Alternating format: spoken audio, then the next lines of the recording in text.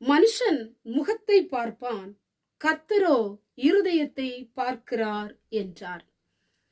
கர்த்தருடைய வார்த்தை சொல்லப்பட்டிருக்கிறது. மனுஷன் முகத்தை பார்ப்பான், கர்த்தரோ இருதயத்தை பார்க்கிறார்.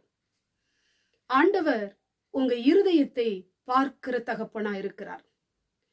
இன்றைக்கு நிறைய மனிதர்கள் முகத்தை பார்த்து எடை போடலாம், முகத்தை பார்த்து உங்களை அறிந்து கொள்ளலாம், முகத்தை பார்த்து உங்களை புறக்கணிக்கலாம், முகத்தை பார்த்து உங்களை ஏளனம் பண்ணலாம், முகத்தை பார்த்து உங்களை பரியாசம் பண்ணலாம்.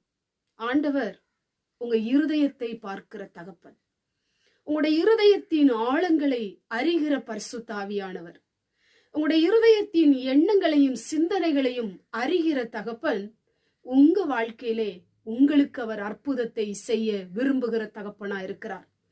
மனுஷன் புறக்கணித்தாலும் ஆண்டவர் உங்களை புறக்கணிப்பதில்லை.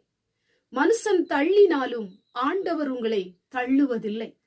ஆண்டவர் உங்களை உயர்ந்த நிலைமையிலே வைப்பதற்கு அவர் திட்டம் கொள்ளுகிற பரிசுத்த ஆவியானவராயிருக்கிறார்.